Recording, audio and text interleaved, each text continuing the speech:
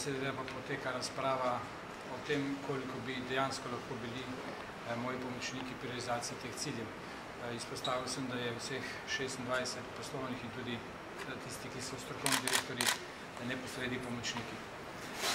Morda nekaj zelo pozitivnih zaključkov. Klinični center se je lotil nekako revizije dežurne mreže v njihovi hiši in je strokovna direktorica tudi dala pobudo, da bi pristopili k tako imenovani mreži dežurnih mest na sekundarni ravni. Kaj to pomeni? Obžalujem, da je to nuja, je pa pravi korak. Verjetno bo vseeno potrebno ukrepe kar upeljati in usporedno s tem pripraviti to mrežo. Kaj dejansko pomeni? Lotili so se racionalizacije službe, mislim, da so konkretno bodo sami povedali, zmanjšali število dežurnih ur na posamezno mesto. Začeli so tudi z merjenjem ali pa spremljanjem upravljenega dela v dežurni službi in iz tega projekta želijo potem predlagati dežurno mrežo za širši prostor, to je slovenski prostor. Drugi ukrep je na področju terciarne dejavnosti, kjer dejansko se dotika racionalizacija samo terciarnih bolnišnic. Tretji način je pa prenos iz akutne ambulante v specialistično ambulantno dejavnost. Tu mislim, da bo moral Zavod zdravstveno zavarovanje izjemno pomembno vlogo odigrati.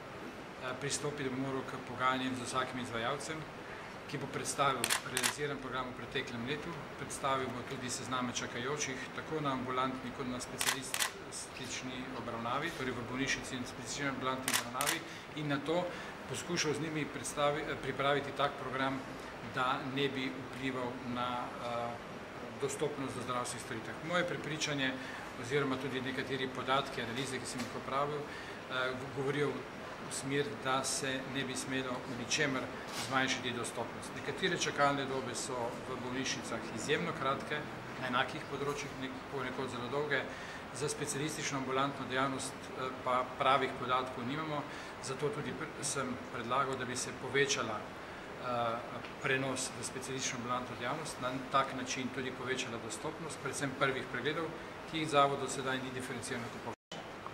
Imam analize, ki sem jih opravljal v zadnjih 2 let v zvezi s čakalnimi dobami, so naslednji. Resolucija predvideva 6-mesečno čakalno dobo.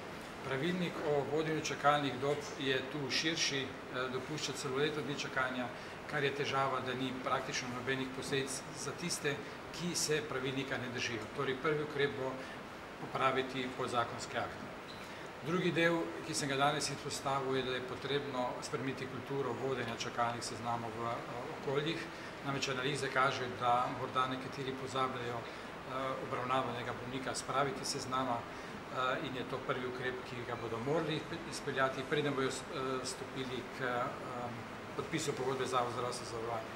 Mislim, da s tema 2 ukrepoma bomo zelo dobro vstopili v proces nakupovanja naročanja in bili pripravljeni, da morda v naslednjem letu dočakamo to nacionalno čakalno listo ali seznam.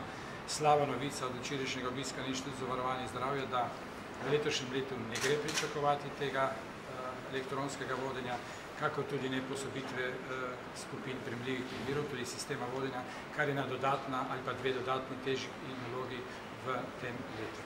To pomeni, ko je bolnik obravnavan, ko dobi določeno storitev, operacijo, seveda mora zapustiti seznam. Seznam se seveda polni z tistimi bolniki, ki naj bi bili operirani po operaciji ali pa v kakšnemkoli drugem zapletu. Naj opomenim državljane, da analize ne kažejo, da je bila umrljivost na čakalnih seznamih večja kot sicer. Torej, po operaciji bi ga morali seveda seznama črtati. 2 področji sta zelo kritični. Govorimo o čakalnih seznamih Zavoda zdravstveno zavarovanje Slovenije. Torej, na katerih področjih je bilo dobesedno pandemsko ali pa endemsko naraščanje števila čakajočih. Po mojem je diagnoza, da so pozabili bolnike črtati. Namreč težko si predstavljati, da na nekem področju za 5 in več procentov narašča število čakajočih bolnikov. Čiščenja smo v preteklosti že upravljali, mislim, da v letih nekje med 2004 in 2006. Takrat so različni seznami bili prečiščeni. Največji delež je v 20%, ponekod le nekaj procentov. Dvomim, da je taka rezerva, vendar nekaj nekaj področij bilo takih, kjer je dobesedno čiščenje uravnalo potrebe v skladu z evropskimi usmeritvami oziroma evropskimi potrebami.